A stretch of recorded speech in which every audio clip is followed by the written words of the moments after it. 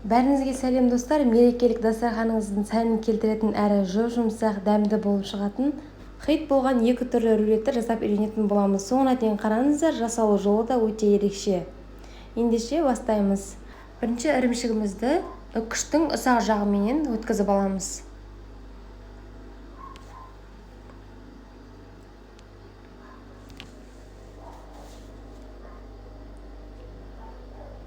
Барлығын жақсылап өткізіп аламыз. Содан кейін 3 жұмыртқамызды үстіне қосамыз.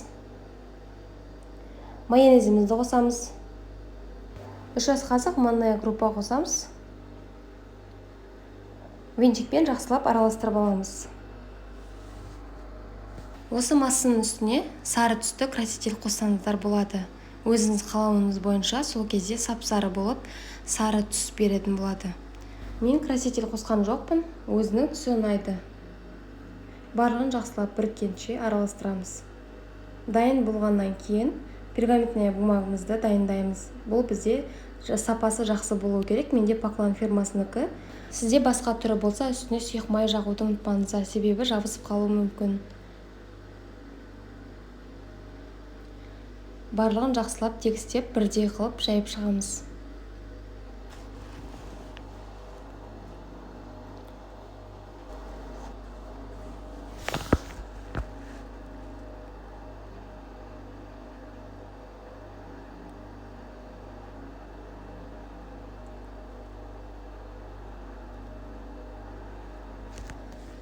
Жан-жақтарын тегістеп жаямыз.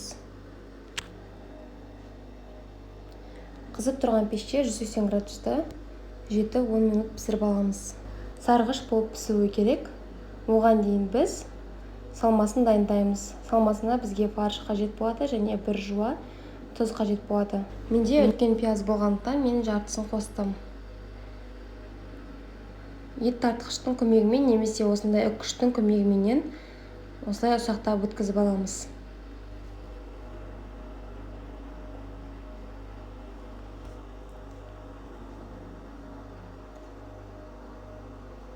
Өткізіп алғаннан кейін тартылған етіміздің үстіне жуамызды қосып, татымына қарай тұз салып, барлығын жақсылап араластырамыз.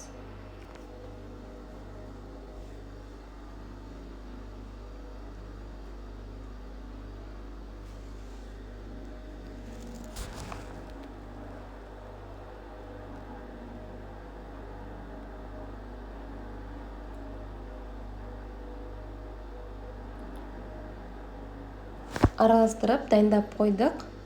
Рулетіміздің бір бөлігі пісті. Осындай болып пісуі керек. Ыстық күйінде пергаментная бумагадан алмаймыз. Әбден суығаннан кейін аламыз.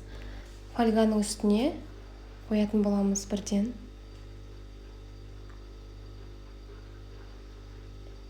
Енді ішіне салмамызды салып шығамыз.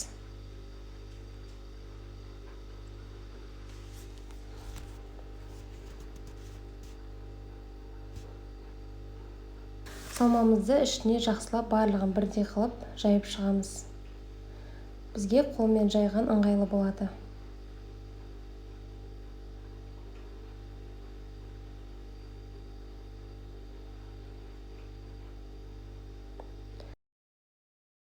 Алдағы уақытта көптеген осындай дастарханға сән беретін және хит болып жүрген тағамдарды сіздерге ұсынатын боламын. Сондықтан да менің каналыма жазылуды ұмытпаңыздар. Және қоңыраушаны басып қойсаңыз, менің салған рецептлерім сіздерге шығып тұратын болады. Рулетімізді шетінен бастап орап шығамыз. Ораған кезде тығыздап ораймыз.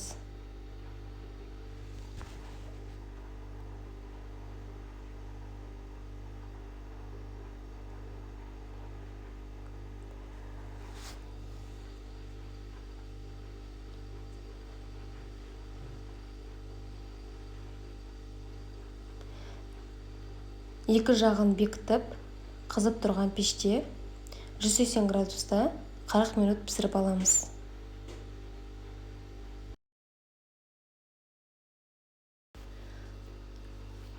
Рулетіміз пісті. Әбден суығаннан кейін холодильникке 2 сағатқа қойып, содан кейін барып кесеміз. Біздің рулетіміз осындай болып шықты.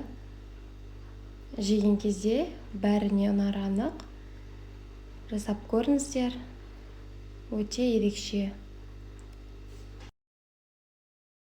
Енді біз қызылшадан рулет дайындаймыз, яғни свекладан. Пісіп тұрған қызылшамызды үкіштің ұсақ жағымен өткізіп аламыз.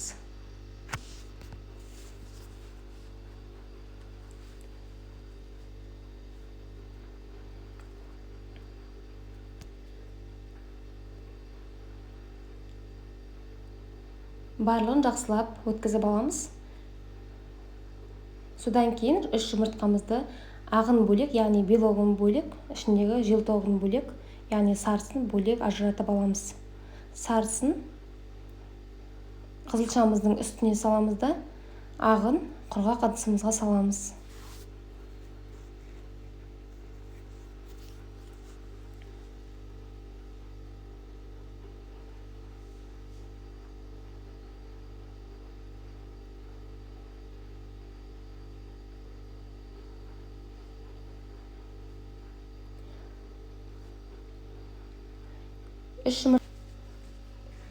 Сарысын қызылшамыздың үстіне қостық.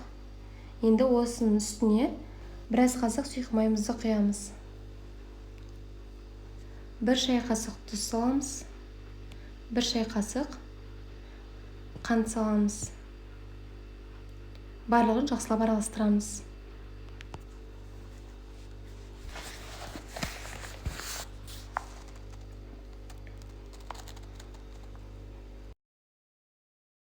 Жүгері крахмалы болмаса ұн қосамыз. Ұнымызды 3-ке 4-ке бөліп осы араластырып отырып қосып отырамыз.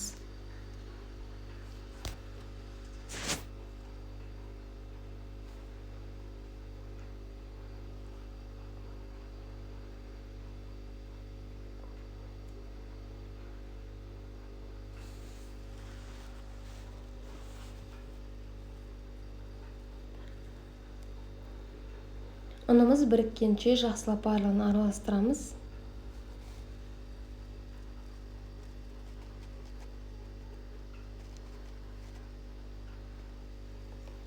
Біздің массамыз дайын болды. Енді белогымызды миксерлейміз. Аппақ масса болғанша, формасын ұстайтын масса болғанша жақсылап миксерлейміз. Бізде міне осындай болып шықты. Төңкерген кезде түспейтіндей болуы керек. Аз-аздан сала отырып араластырамыз. Барлығын бірден салуға болмайды.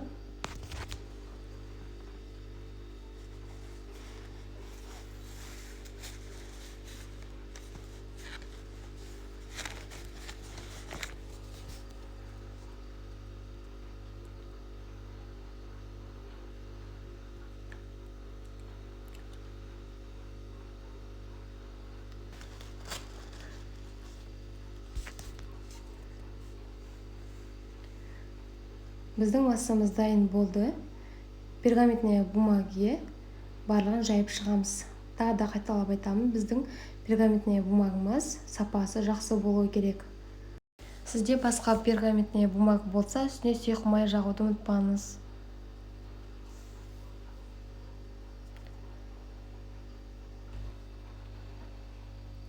Барлығын тегістеп жайып шығамыз. Қызып тұрған пеште 180 градуста 15 минут пісіріп аламыз. Пісті, енді суытамыз. Оған дейін біз салмасын дайындаймыз. Құрғақ ыдысымызға 300 грамм сырымызды салып, үстіне укропты ұсақтап турап шығамыз.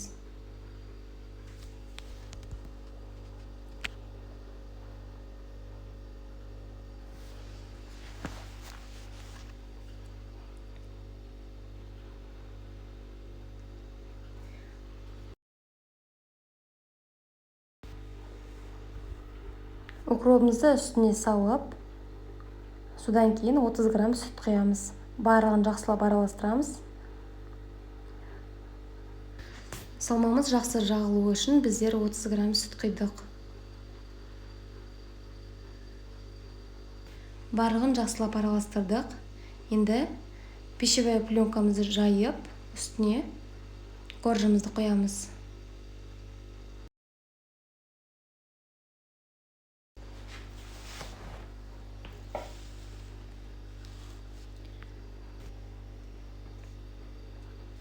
ішіне салмамызды барлығын салып шығып тегіс етіп жаямыз.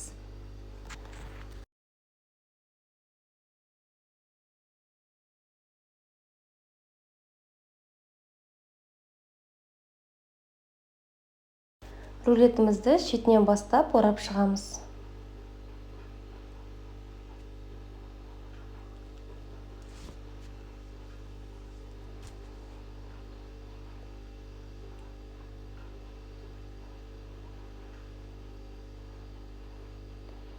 Рулетімізді холодильникке 3-4 сағатқа қоямыз.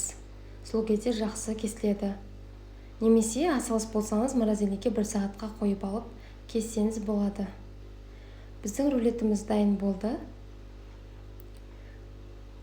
Барлығын осылай кесіп шығамыз.